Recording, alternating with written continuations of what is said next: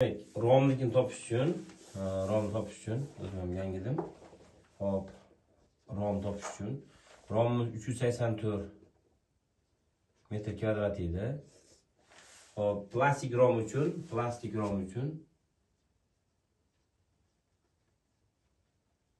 lambdasi teng 0.68 ga.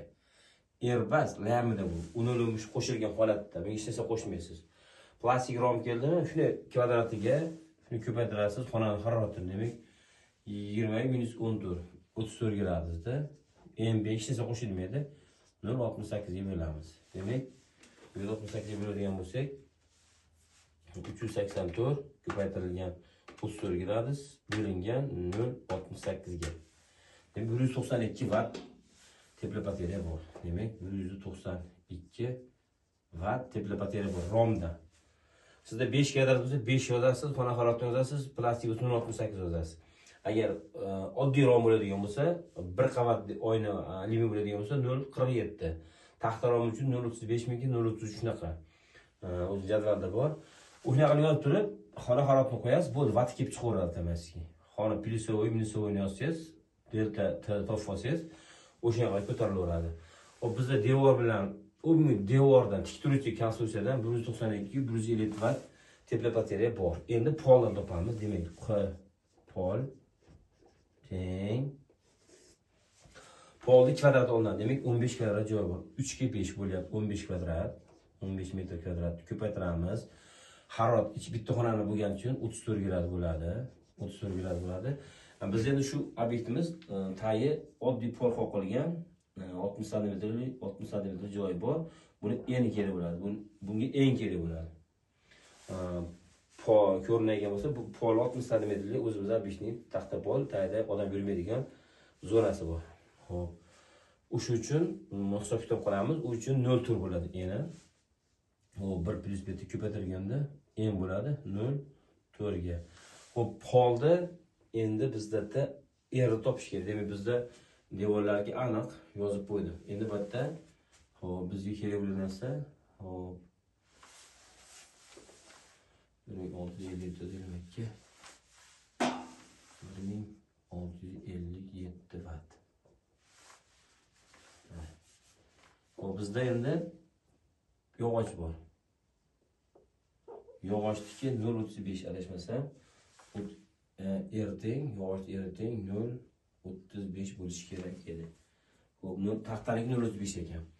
Demak, bizda polimizda tepla batarya hisoblash uchun taxtani qalinligi kerak bo'ladi. Demak, bizda 3 cm taxta pol bor. Uni bo'lamiz o'tkazchilik koeffitsiyentiga. Demak, 0.03 bo'lingan 0.35 ga. Demak, 0.85 unga qo'shamiz. Alfa narojnilar qo'shsak 0.15 qo'shsak, demak 0.23 yarim 24 ekan. Yog'ochniki demak 0.24 ga teng bo'lyapti. Bu 0.24 bo'lar ekan. Demak, bu chiqqan polni tepib 0.24. Bu summa era bo'lyapti. Jami erlar yig'indisi.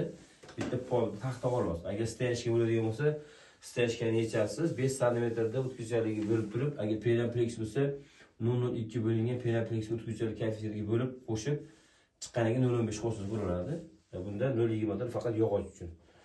Xo'p, demak, bizda 15 kvadrat joyda poldan 15 ko'paytirilgan xona harorati 34 bo'lganda deltasi 0.4 tepla batarya pasaytirib oladi. Bu bo'lingan 0.24 ga. Demak, 850 watt 850 watt bizda poldan batarya bor. Endi xuddi shuni tomdan batarya hisoblaymiz. Tom, patolog teng, patolog teng, patologlik. Demak, bizda 15 kvadrat joy bor patologimiz. Harorat delta 34 grad bo'lganda ko'paytiramiz. Endi bu en tomi to'liq yopilgan. Bizda to'liq yopilgan, konvert yopilgan, skvazna yo'q. U uchun en 0.8 olamiz. Demak, 0.8 ga olamiz. Tepla batarya pasaytiradi. Agar tomi ochiq bo'lsa yoki skvazna ko'p bo'ladigan bo'lsa, 1-1.2 gacha olinsa bo'laveradi. Xo'p, demak, bizda pol tomda nima bor? To'sin hisoblamaymiz. 0.10 cm loy bilan somon aralashmasi bor. 12.018 ga teng. Buni lomboz yozamiz. R teng 0.18 ga 70 ga 30 bo'lganda 70% adashmasam tuproq bilan 30% somon aralashganda 0.18 bo'ladi. Xo'p, demak bizda lomboz qalinligi 10 cm bo'lsa, 0.18 ga bo'lib olsak, demak 10 cm bo'lingan 0.18 ga bo'lsa, 0.55 ga qo'shamiz, 0.15 0.70 bo'lyapti. 0.70 yarim bo'lyapti. 0.71 qilsa ham bo'lardi. Demak 10 cm loydiki 0.71 ga bo'lyapti.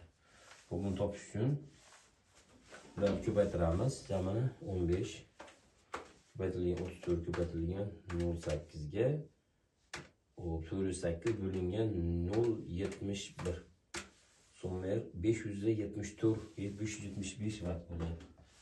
Demak bu bizda 575 watt. Mana bitta xona misolida hisoblab berdim. Bu osonroq bo'ladi ham bor. Excelda shunday raqamlar yozsangiz kiritib qo'ysa bo'ladi, lekin bu uchun tushuncha ham bo'lishi kerak ekan. Demak bizda bitta xonamiz, shu xonamiz minus 20 gradus bo'lganda, shu торцевойda joylashgan xonamiz uchun teplopaterni hisoblashdik. 1657 watt plus 192 watt romdan bor. Xo'p, 850 watt poldan 575 watt. Xo'p, tomdan jami bo'lib 3274 watt bor. Bu to'ta chiqishi mumkin, lekin kvadratga qo'yganingizda siz 100 watt ko'rsangiz 150 ming bo'lardi, lekin bitta 3274 watt chiqyapti. Chunki bu minus 14 gradusda 20 gradus isitib berish uchun shu watt kerak bo'ladi. Lekin siz balki 2 kilovatlik radada qo'yib qo'yishingiz mumkin. 2 kilovatda qo'yib qo'yishingiz mumkin. U minus 14 da emas, minus 10 da yoki minus 8 gacha isitish mumkin. Undan u tarafga o'tganda kuch yetmay qoladi radatorda. Haqiqiy quvvat bo'yicha shuni tanlab qo'yadigan bo'lsangiz, ikkita radatorda bo'lib turib, o'sha minus 14 gazda ham o'sha xarob qilib chiqaveradi. Xo'p, keyingisini topish uchun, keyingi xonani topish uchun buni tushuntirdim. 15 kvadrat joy, devorlari hammasi pishganlikka hisob bergan bo'lsangiz, o'zgartirgan raqamingiz nima bo'ladi? Albatta, o'sha xonani teplopaterga bo'ladigan kvadratini o'zgartirasiz, tashqi harorat, ichki haroratni o'zgartirasiz. Agar торцевой bo'lsa 1.13 ta qoladi, agar yo'q bo'lsa 1.08 bo'ladi. Romniki bir xil. Kvadratni yozasiz, xona haroratlari farqini yozasiz. Plastik uchun 0.68, alyumin uchun, taxta uchun yozib qo'yganman, tashab qo'yganman. Polda ham xuddi shu. Mashxonalar davom ettirib o'zlaringiz ishlanglar. Ishlab turib, nima qilsalaring buni keyin shunga qarab turib radar talab ketaveramiz. Xo'p, demak biz bitta xona uchun 3274 watt issiqlik kerak bo'ldi mashxona uchun. Xo'p, bu xonanikini, bunikini, bularni hisoblab qo'yaman. Sizlar hisoblab, oxirida to'g'ri javob tashab qo'yaman. Solishtirib olasizlar.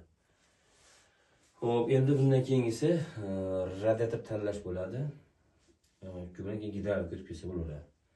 E'tibor uchun rahmat, sog' bo'lasizlar.